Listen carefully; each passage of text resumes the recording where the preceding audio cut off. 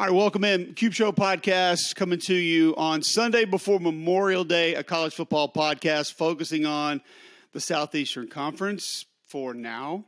Some folks telling us maybe we need to spread our wings a little bit more. We'll see how that goes down the road.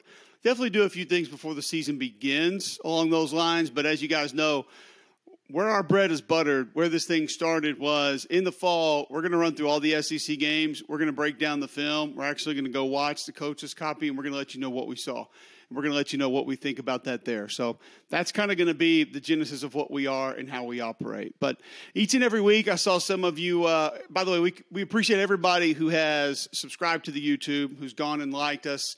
And followed on Instagram, on Twitter. It's at Cube Show, both of those places, at Cube Show 61 on YouTube. If you're not watching, we appreciate Spotify, Apple Podcasts, tuning in that way. Thank you very much. But I did see some complaints about, oh, man, they're talking about these other things before they get into the team preview. Like, we're going to label the previews. We're going to finish these out. We've got Ole Miss today, so we're going to preview the Ole Miss Rebels coming up in a couple of minutes. First, we always talk portals, some other news. I got some scheduling news that I want to talk about, a couple portal guys. Then we dive into Ole Miss. We'll finish that out. Mississippi State wraps it all up next week, and then we're going to get into some fun stuff throughout the rest of the offseason before we get to the fall. So, a couple quick portal guys before we get to them. Let you know that we're brought to you by Wickles Pickles, wickedly delicious. Go to wickles.com, and you can order some there if they don't have them in your grocery store. If they don't have them in your grocery store, you probably need to stop by the manager's office on the way out and say, hey, get some Wickles in here. Summertime's here. You're going to be cooking out, barbecue, whatever you want to call it. I don't care. Neither one bothers me. Throw them on the burgers. Throw them on the side. I'm up in Decatur, Alabama right now. We come here for every Memorial Day. By the way, if you hadn't gone to Alabama Jubilee and the Hot Air Balloon Festival, it's really cool. It's one of Alabama's kind of little hidden gems, hidden secrets here that happens every year around Memorial Day. It's a pretty cool event. My kids love it. My in-laws live up here. And mother-in-law went with some kebabs and burgers last night, and she had the Wickles out on the side, so I felt great about that. But go check them out today, wickles.com. All right, a couple kids out of the portal. Vanderbilt gets Notre Dame linebacker Prince Colley, 6 foot 228, and you know he's a guy that I think has some familiarity with the head coach. So going back to the time at Notre Dame, obviously they met one another through recruiting. That's going to be big. And watching him on film, I pulled a couple of games over the weekend, was watching him. He actually looks bigger than he's listed. We don't get that very often these days, or any days really. But he looks a little more physical than what I thought he was going to be just based off the measurements. Now, he's not a burner, not going to be extremely fast sideline to sideline, doesn't change direction very well. But I don't think he's afraid of any physicality, and he's versatile. He can do some different things. Played on teams, he'll help Vanderbilt with that as well. And I think he just gives you some versatility and depth at a position that obviously that team's going to use a lot of on teams, and then on defense, playing different styles, different alignments, the way they're going to line up. So it's a good get because this is a former, I believe, top 150 recruit, 4-star kid coming out of high school. Then now you add to that lineup. So a veteran guy that obviously knows how to handle his business, that's been in and out of the locker room, knows practice schedule, and brings some physicality to that Vanderbilt defense. A good get, I think, for Clark Lee. Auburn goes and gets Shane Hooks, wide receiver from Jackson State. Now, we told you last week that we thought Auburn added the best wide receiver on the roster with Jair Shorter out of North Texas. Still believe that. But I think Hooks brings another big physical wide receiver. So now you've got Shorter at about 6'2", Hooks going over 6'4", and then you've got Nick Mardner out of Cincinnati at 6'6". So now you went from not really having a lot of those 50-50 ball, big catch radius guys that can hurt you down the field, help in the red zone, win one-on-ones when you get them, because the way this offense utilizes tempo and spreads the ball out, but yet still is dedicated to the run game. The defense is going to have to play you certain ways, and you're going to get those matchups. So you need guys who can win those 50-50 balls. And I think they got a couple. They got a couple of them now coming in. Super productive, 6'5", 190, 80 for 947, 12 touchdowns in 2 years at Jackson State. Obviously, a lot of schools on him. Had committed to Ole Miss, who we're going to discuss here in a moment. And he's going to end up at Auburn under Hugh Freeze. So Peyton Thorne will have another target to be able to get the football to, and that's a massive get because that Auburn receiver room, we've talked about it in multiple episodes that we've had. Offensive line, receiver room had to improve. And I think probably collectively that's where they've done the most work.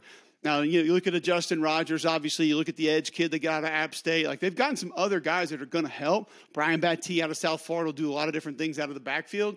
But those two positions had to improve, and Hugh Freeze and his staff have gone above and beyond in being able to make that happen. So just a couple of portal kids this week that we're going to talk about, get into, and now we're going to roll into our Ole Miss preview. So it's a team I'm very intrigued with because I think there's a lot of good. I think there's a lot of things that have been added to this team that could make it even better. Pete Golding is a place that I would start with that. I am not a guy that doesn't think Pete Golding knows defense. And I do radio in Alabama every day, in Birmingham on WJOX with Greg McElroy, and we spend a lot of time talking about people who call in, say they hate Pete Golding, got to get him out, he's terrible, can't do his job, trying to outline the ways that that's kind of not it. I don't know another way to say it. I think Pete knows defense. I think Pete can coach defense.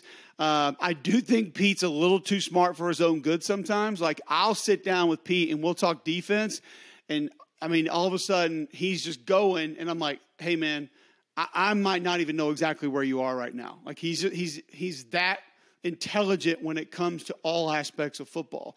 But I think it was also just an amazing get for Lane Kiffin. Now you have two guys that were on Nick Saban's staff. You got a guy that understands that structure of defense, which has been successful at multiple stops in this league. And I just don't ever think that 3-3-5 thing was really going to work out. I just don't. Not with the dedication to the trenches and ability to run the football with teams in this league. It just wasn't going to work. And I understand you can look at it and say certain teams are spread it out and doing different things, but also look how it's coming full circle. And even the teams that throw the ball a lot, how they're playing 12 and 13 personnel, 2 and 3 tight ends, and are still going to be able to play ground and pounds. One of the reasons Alabama's going back to what they're going back to offensively. So, I mean, look at Ole Miss, for example. A lot of spread formations, but they'll tell you they got to have tight ends, and they got to be able to run the football. And they're still a run-first football team, as will Auburn be, and as Tennessee is. I know people don't like to hear that and don't believe that, but like, go ask Josh Heupel. He'll tell you, no, man, we're a run-first football team. It's all going to be dependent on what the defense gives you. So, and I think Pete's a great recruiter as well. Kids love him to death, like love playing for him, love being around him. So there's a lot of ways that's just a good add for Lane Kiffin and Ole Miss. So I think the staff is in great shape. You bring back Charlie Weiss as the offensive coordinator who's worked with Lane. The system stays very similar. But one thing that I do want to see is the creativity last throughout the course of the season. I want to see adjustments and different things being implemented and formations and motions still being altered and changed late in the season. And I didn't see as much of that last year as I had in other years. I don't know how, why, what any issues there were, but that was just my opinion watching it and kind of how it went. I think you'll see a little bit more of that, some dedication to it. All these guys go and self-scout everything that they do in the offseason. I'd be willing to bet that's something they pull from that and then want to try to change it moving forward. And I think one way you'll do that is the backs getting the ball out of the backfield a little bit more, because this is a way to get the ball into your playmaker's hands and the best player on your football team's hands, who is Quinshon Judkins. I think you'll see this offense utilize him out of the backfield, maybe line him up in the slot, find different ways to utilize the screen game, and just continue to try to get him going. Teams are going to have to stack the box. And because I think there's a chance that Ole Miss, notice I said there's a chance that Ole Miss is a little bit down at receiver. We're going to talk about the receivers, but I'm not banging on the guys, just saying it doesn't look as good on paper going into this year as it has the last few. But one thing that I love about Lane, since he's been there, it's never really been a problem. They've been able to overcome massive departures at wide receiver on an almost annual basis. And there's a couple of guys that I feel pretty good about this fall that we'll get into. But you're going to have to utilize different ways to utilize Judkins, because I think teams are going to say, we'll at least start out taking chances with some of these wide receivers and tight ends. But we can't allow to be down numbers in the box with a running back this good. I think the offensive line's got a chance to be solid as well. I mean, I think it's a group that when you look at, they have a chance to be pretty good. I mean, they've got a lot of experience, a lot of guys that have played some good football. But we'll get to that in a moment. Let's start with quarterback. And a couple episodes ago, you can go back in the podcast or the YouTube, coming off the spring game, we talked about Jaxson Dart and how we thought Jaxson Dart was going to be the guy. I said that I thought he would end up being the starting quarterback. A lot of people didn't like that. Why would Spencer Sanders come in? He's got all this experience. But for me, Jaxson has experience in this system. And based on the information that I have coming out of that facility, Jaxson Dart was given a few things that he had to go work on, given a few things that he needed to improve upon, and Jaxson Dart did that. Jaxson Dart went to his quarterback coach in California, went out on his own, went out with his receivers, went in and watched film, and then put the work in spring practice, where my understanding is he threw 1 interception the entire spring. Practices, scrimmages, everything. So I think Jaxson Dart also sometimes, because he might not be super outspoken or he's, coming over from USC, people have this, I guess, mindset, or they've kind of, pictured him as this kid that, not a grinder, not a real hard worker, kind of a pretty boy, but that's not him at all. Jaxson Dart is one of the more competitive kids on this football team. Jaxson Dart is a guy that wants to win. He's dedicated, and I think what you'll see is a lot of the dedication to ball and to his craft is really going to pay off this season. Those are a lot of the reasons I have confidence in him. It's not, he made a good throw in the spring game, or, he played last year. But I think he has enough mobility. It's not Spencer Sanders' mobility. I get that. It's not. But I think he has enough to break you down and keep you honest. And really, that's all you need when you have a running back as good as Judkins, because most times that backside defensive end, those backside linebackers, they're going to be flying down the line of scrimmage trying to make a play because they know that he is the most dangerous threat. But even in the RPO game, if he can pull it, keep you honest there, or pull one down and run it every now and then, that's going to give you some pretty big advantages up front. So I just think that with everything that he's done, the desire that he has, the competitor that he is, and the experience in this particular offense, Jaxson Dart's going to be the guy for Ole Miss at quarterback this year. We mentioned Judkins and handing the football off to him.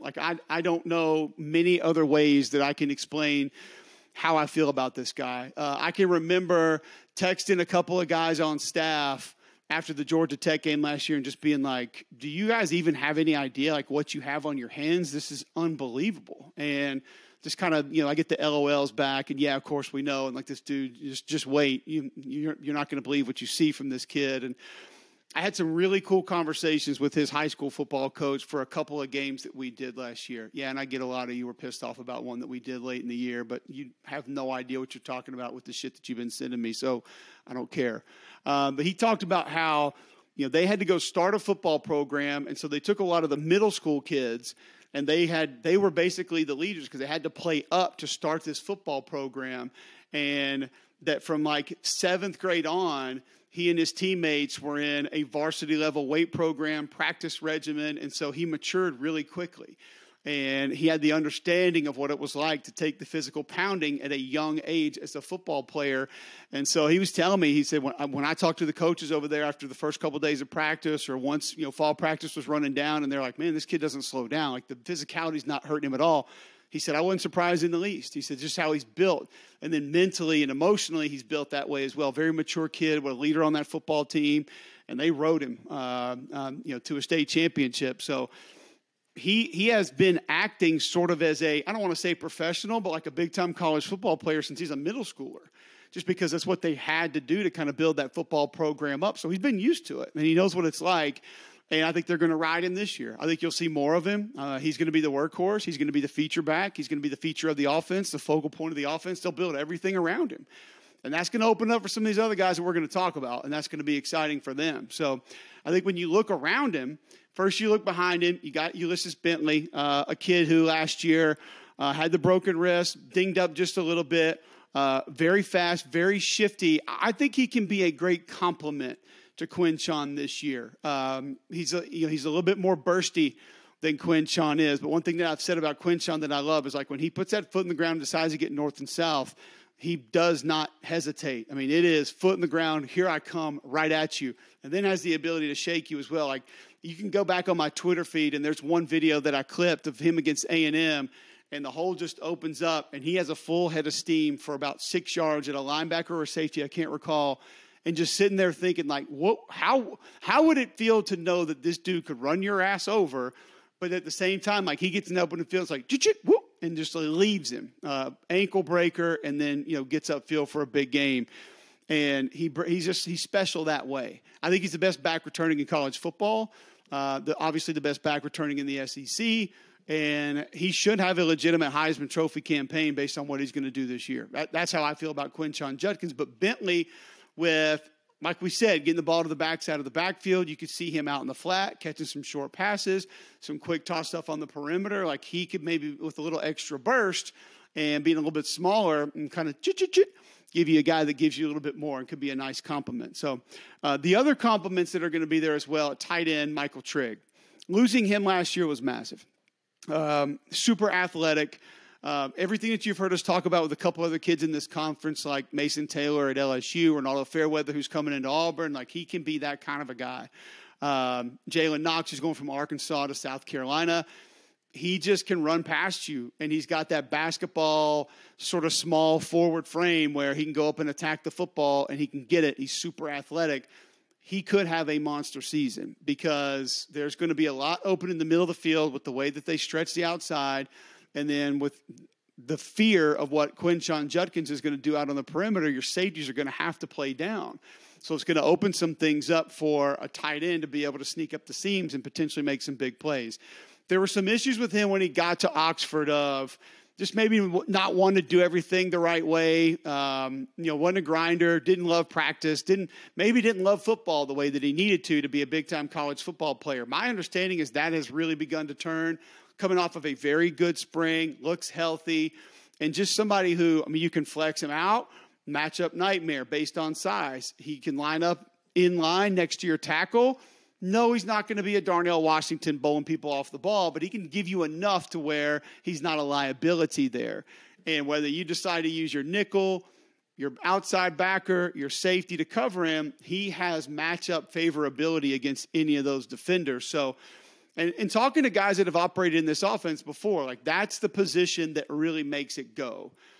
Because of what they can trap you in defensively when they decide to go tempo and the matchups they know they'll get there and how you have to play it. And then just also, too, like we talked about with all the movement, being able to switch places, whether you want to motion him, whether you want to shift around. And then some of the stuff that happens like split zone, where you run zone one way and the tight end comes flat the other way, a lot of times blocking, but then that's going to leave him open in the flat a lot of times. There's just so many different ways, including the RPO game, in which that tight end is going to be valuable. He's not the only one, though. Cole Preescorn comes over from Memphis. And I know for a fact Memphis didn't want to lose this kid. I know for a fact Memphis was pissed off that they lost this kid. I'm not saying anything happened that shouldn't have taken place, just that they wanted him in their locker room as a football player. Super physical, not afraid of contact, not afraid to mix it up and trade some paint and put his face mask in a guy's chest, but actually runs better than you would think. And not near as athletic as Trigg, but has good hands, very reliable hands. So somewhat of a different style player, but I don't think it's the difference in player if you go back to Levy's first year when they lost the tight end and that became a problem, or last year when they lost Trigg and maybe it became a bit of a problem. So now you have a little extra number, but you also have two guys that are a little bit different. I would not be surprised to see more 12, some more two tight end sets. You can widen the surface a little bit if you want to. You can go heavy on one side. You want to use a nub tight end to one side and go trips the opposite direction. That's going to give you a lot of things in the run game. It's going to give you a lot of things in coverage. See Dan Mullen versus Alabama a couple of years ago. And actually see some of what Tennessee did last year as well.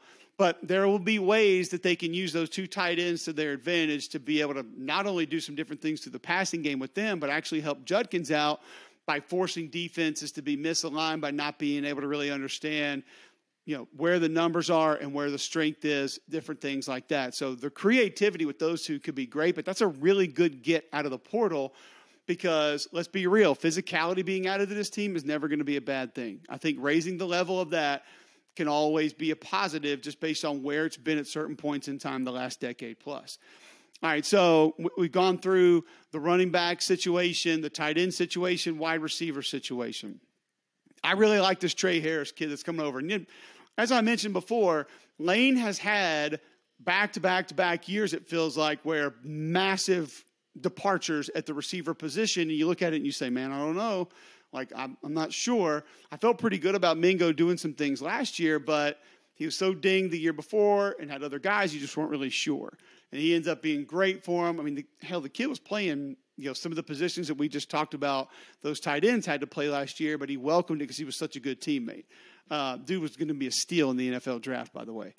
But I love this Trey Harris kid that they get from La Tech. He is a bigger body. You're talking about 6'2", 205, 208, that has great ability to run past the DB, understands leverage very well. Now, he's not super twitchy, like change of direction twitchy, but catches the ball really well in traffic. There's a game against, I think it was Middle Tennessee, where he goes up and makes a spectacular one-handed grab, kind of in traffic. He works the middle of the field well. It's a good get. Very, very, very reliable hands. Really good in traffic, being able to go up and attack the football and bring it down.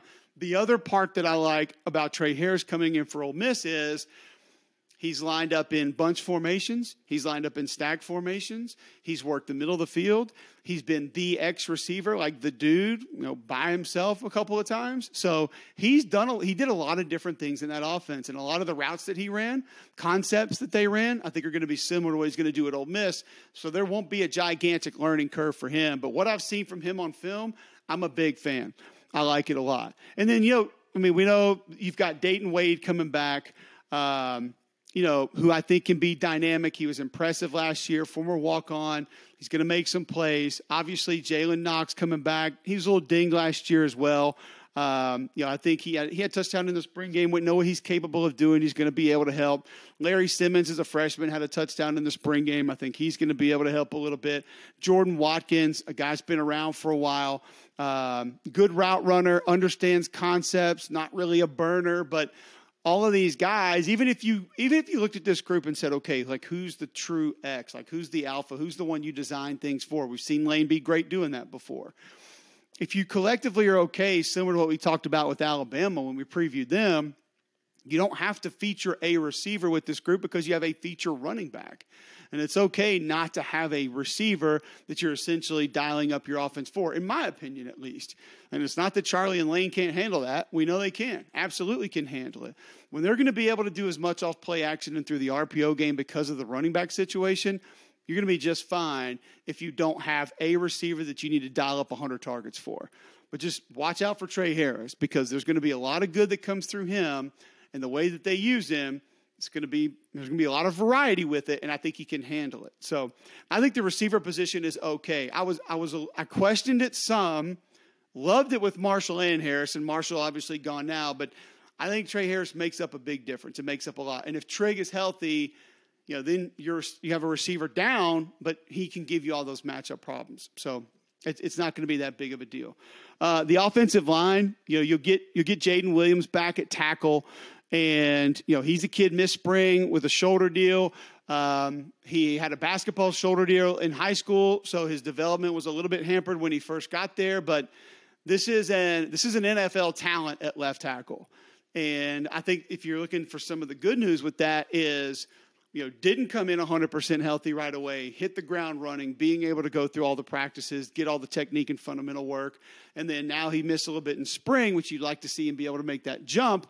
But the other side of that is he still has a very high ceiling, and he hasn't even approached what he's going to be able to be as a player. So I've obviously watched him. I've studied the tape. I'm a fan of what he can do. He can be a big time player. And then you got some other numbers to play with. Like I think Pettis will probably end up over at right tackle. He's a guy that obviously has been around, has played a lot. Redshirt freshman last year, made big strides. And I think when he first got there weren't a lot of people that thought Micah Pettis was going to be an immediate player or maybe even a player at all. But what they found out was he was probably the most competitive individual on that football team and was not going to back down from anything and was going to go out and fight for his job and fight for playing time and ends up getting it, and there's still development left with him. So I think he could be a guy who helps him a lot as well. Jeremy James going to be back. Shoulder surgery, also missed spring. Like to see him be a little bit more physical, but has a ton of ability, a lot of ability. So now you see the theme here with this group, high ceiling, a lot of ability. Will it come together? And this is, I'll be plain and simple. This is not an offensive line that has to be 95 Nebraska. Like they don't have to move people 4 and 5 yards back off the football. There's going to be a ton of stretch play. So just understand how to work your double teams, your combos, when to climb, when not to climb, when to hang backside, when to help. Those are the kind of how to deal with movement when it happens, because you get all these run stunts these days against this offense and how they work it. Are the backers going to try to work underneath you? Are they going to try to play up over the top? What does your angle need to be? Those are the things that will make this group good or great. And I don't go into the year saying, oh, this is the best offensive line in the SEC, but it's not going to be a liability. Now, you get a new offensive line coach in, so I don't know exactly how that's going to work out. Don't know a ton about him, but we know what this offense looks like, what it's going to be, and the help that they're going to have. You add Quincy McGee out of UAB. I watched him a lot at UAB because doing radio in Birmingham, I watch UAB's tape every week. I've seen a lot of him. He's quick, he's athletic, he's agile, but he's a little undersized. When you watch him, he doesn't come across as an SEC guard. But I think he's got some flexibility. I think if you're looking for a numbers guy, he can be great for you there. I think he can help some with that. Reese McIntyre, apparently big spring, and is really coming on, and somebody who I think at one spot somewhere somehow is going to play. I think he'll be a part of this lineup. I think he'll be a guy who helps him out. And then I think he's going to be somebody who obviously ends up being in the starting lineup at some point, sometime. Eli Ackerback played a lot of football. I think he can be a great swing guy. Both guards and center, sort of an extra guy that just kind of helps with everything, does a lot. He's a freshman All-SEC a couple of years ago, but he's kind of not the MFer that some of the other guys are, just doesn't have the top-end ability that they're going to have. So, therefore, I think, he's a guy that you look at and you say, all right, well, that's going to be a dude that helps us. I think he'll be in there helping you out. And then Caleb Warren will be back at center, like just a veteran. Buckshot is a guy that I know they love. Mentally, can handle all of it. Go up there, you just put it on him. He makes the calls. He handles everything else. Leader, and just a hard-nosed kid. He's a kid that I like as a former center because I wasn't super athletic. Like, I didn't go and just mow people down. But he understands leverage, angles, hand placement, hat placement. Like, those are the things that makes him a good football player, not just overall talent. So, I look at this offense, and I think it's just going to come down to how much can you limit the mistakes and how big are the mistakes that you make, because you should be able to run the football. You got a quarterback that should be able to utilize either pulling it down and running it a little bit. He's got multiple options of who to get it to through the air, and I think he's going to have the best running back in college football. So the way defenses are going to have to play this group, and on top of that, like we talked about, the formations you're going to be able to mix in. 2 tight end formations, utilize tempo, be able to go fast, and you've got some depth at quarterback with Spencer Sanders, somebody who has played a ton of football, could probably be the starting quarterback at a lot of other SEC schools. And if he ends up starting, then you still have the depth. So, and then Walker Howard obviously is the future, the best deep ball thrower that they have, and a kid that's just got loads of talent. But I don't think we need to spend a ton of time on him for this year. So I look at, and then you look at some of the matchups that are going to be involved there with what you're going to have to do to slow them down. Like, okay, what is Ole Miss not going to be great at offensively? Like, they're not going to out Georgia. So that's a bad matchup. I think LSU, with what they have up front, it's probably not a great matchup.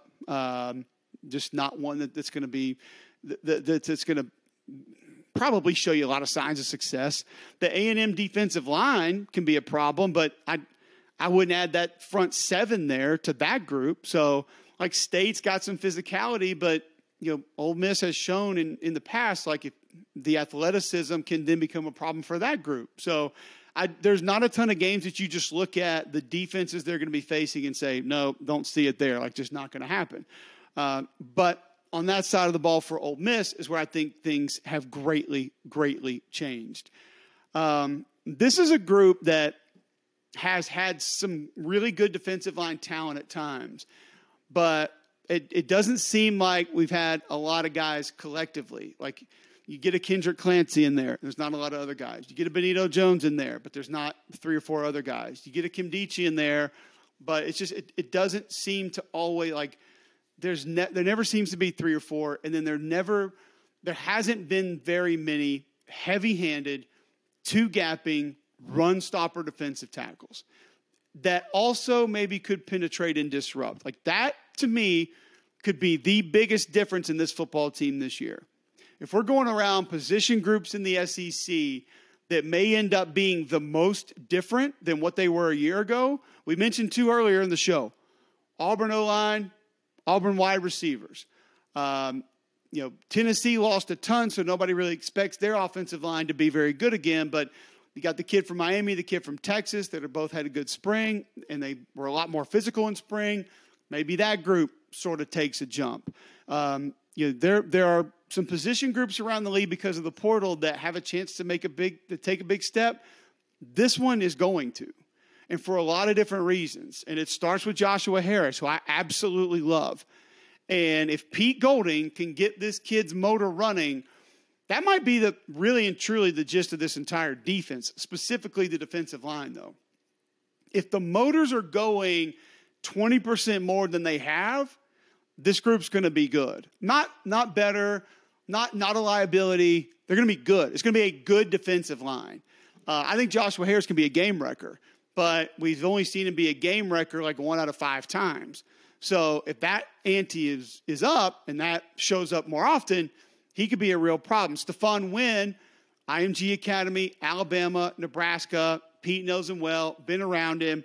He is more that two-gapper that I mentioned. He's going to strike, shed, and be able to go make a play. Like he's not going to make a lot of plays 4 yards in the backfield. He's going to make a ton of plays at the line of scrimmage because you're not going to move him, and he's going to be able to throw you side to side and go flat the other direction and help make a play. He's going to clog up a lot. Like, he's just going to cause a lot of problems at the line of scrimmage. And just think about that. Like, Ole Miss hasn't had a lot of those dudes. If you see that from 2, 3, 4 guys this year, that's going to be very, very different than what we've seen from an Ole Miss defense for a long time. Now, J.J. Pegues still has a long way to grow as an actual defensive lineman. Athletically, it's all there. Every bit of he's first-round talent as far as athleticism for a defensive lineman. The hands, the hat placement, the pad level, keeping the shoulders square. If those things continue to come, he has a chance to be a really good SEC defensive lineman. So now you're putting him next to some of these other guys that you just look at and say, wow, okay, all of a sudden, like, we're really different. And then I'll give you the wild card, Xavier Harris. 6'7", 335 pounds. We've seen him a little bit. He's been in there some. Pad level's way up, but he's young and he's a little bit raw. This is just another guy. And here's the good news. You don't need him for 70 snaps a game. If he can give you 20 snaps a game, but 20 good snaps a game, all of a sudden, he's a guy who can really help your defense and give you just a different type of a guy on a regular basis.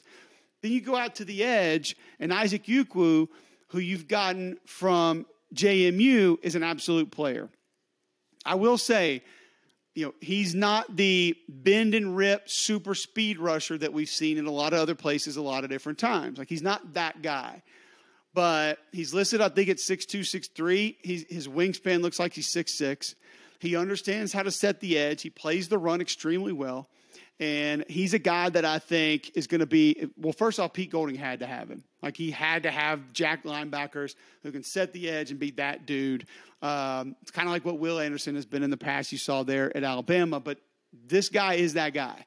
Ton of football experience, great technique and fundamentals, a pretty good pass rusher. Some of it is being a pass rusher a little bit late in the game, like just working through blocks. And he's a guy who can help there. Which I kind of think, like, when you look at, okay, Jared Ivey's going to be coming back. I think he's a natural pass rusher, like 35-inch arms. He's someone who's going to help you there. You know what you're going to get from him, but he's also back. Then Cedric Johnson, who is kind of that just worker bee, not a natural pass rusher, not elite talent and skill set, but someone who just understands how to leverage, how to maneuver through blocks, and his motor runs so much that you see him making a lot of plays late in plays because he sticks with it, and he's not going to quit, and he's going to continue to attack the pocket. So Johnson, Ivey back on the edge. You add Ukwu in on the edge. It's a lot to be excited about. Second level, I think we could say, okay, how's that going to look? Well, this Jeremiah Jean-Baptiste kid who's coming in from UCF, he can run. He's a burner. Athletic, not so much the thumper type, but I think another thing watching him on film that he's going to give you that Pete's going to use is he's sort of a natural pass rusher as a blitzer, which is great because at different times you're going to want to utilize that, and he's someone who can get that done. He will be a good get. Monty Montgomery from Louisville, super fast, sideline to sideline guy. He can flat run. He's someone who obviously is going to play. I think he'll be on the first team and someone that is going to be able to get it all across the field. Which if you're going to play in Pete's defense, you're going to play off the ball. Two things you're probably going to have to do is be able to blitz and you're going to be able to run. I mean, that's what it's going to be. They're going to have to diagnose. They're going to need protection, but now you get some of the protection with the guys that we've talked about. And there haven't been a lot of protectors in front of a lot of those linebackers the last couple of years. So this thing all of a sudden all starts to fit together. Ashanti Seastrunk is back. I think he's got experience to be able to help you there as well. And then the secondary, listen, Tennyson's played a ton of ball. Isheem Young's played some ball. I don't think safety will be great. I don't think it'll be a position that we look at and say, wow, those dudes made a bunch of plays, or where would they be without those guys? They'll be serviceable. They'll be fine. And then corner, I think, is a bit of a wild card. You've got Walton coming in from Georgia Tech. Deshaun Gaddis comes in from North Texas. John Saunders comes in from Miami of Ohio. I think he'll play nickel. You get Jaden Kennedy, super productive out of Tulane, small, started out at nickel, then went to corner, 5'11", 175. You hope you got some numbers that you can mix and match with. Move around a little bit. Nickel, dime. You got some guys that are going to be able to help you in multiple ways, and that's a plus for Pete Golding and this defense. So, I mean, when we go to the schedule, I hear how difficult it is. People talk about it. Yes, at Tulane, I understand it, but they lost a lot. Ole Miss should win that football game. And if this defense is anywhere close to kind of what we're talking about, what we think, then that game shouldn't be as problematic as some of us think. Georgia Tech, after losing Jeff Sims and a bunch of other dudes, that we saw what happened last year. You get them at home. This should be a game that they win. At Alabama, going to be tough. Always is. And I think there have been moments before over there where Lane has sort of outcoached himself a little bit. This is one that I'll be interested to see because they might have to lean on that defense a little bit more to get a play or two to be able to find a way to win it. But I think they can be competitive in it for sure. LSU going to be nasty, but you get it at home. You get Arkansas at home, which athletically, that's where Ole Miss should be able to make their money against Arkansas. At Auburn is going to be a very different game now. That series has been kind of weird at different points the last couple of years, but Auburn is kind of a coin flip team. There are a lot of pieces that are a lot better than what they had. How does it come together? I don't know. And you got to go play over there, which is a tough-ass place to play. Vandy, you handle. A&M, we talked about it before. Can you just manage the D-line? If so, all right, maybe you're off. Georgia, whatever. It doesn't even matter. ULM, handle it. And then at Mississippi State, we know what that game means. So I just think that there are a lot of reasons to be excited about what this team could be. Now, culture, chemistry, those kind of things, leadership, all come into play of just how good can you be. Are you going to look good at times and win 7 or 8, kind of like last year? Or are you going to be kind of special? Do you have some alphas on this team like a couple years ago that want to take it a little bit further? Those are questions we don't really know the answers to just yet. But you have options offensively. You have a takeover guy on offense that any single game, all you got to do is hand it to him 20 times, and he can take over the damn game. You got an offensive line that has a ton of ability and a ton of talent that if they come together should be pretty good. Solid group of tight ends that gives you more options. Are the receivers as top end as before? No. But let's be real. How many of these receivers do we usually see wide open anyway? I mean, a lot of these guys are making a lot of plays by design, and that's why they want to go play here. So I feel pretty good about it. I'm excited about it. I do think there'll be some games that they won't be as talented that they can be in. And I think there's some that if they get overly aggressive or do some of the things they've done in the past, they can either coach or play their way out of some of those games. But the potential is real and there for Ole Miss this upcoming season. So I'm excited to see what it's going to look like. Excited for ball. Speaking of Ole Miss, somewhere if you're going to Oxford for a game that you got to check out, it's Blue Delta Jeans. So my guy Nick and those guys, they're located right there on the square in Oxford. They're going to custom fit you for denim, the most comfortable jeans you've ever had in your life. You want to go check them out.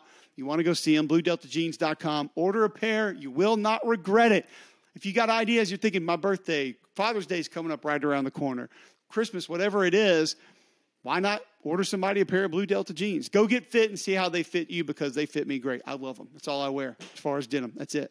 All right, that's it for this episode as well. Please subscribe to the YouTube. Appreciate that. Hope you have a great Memorial Day weekend.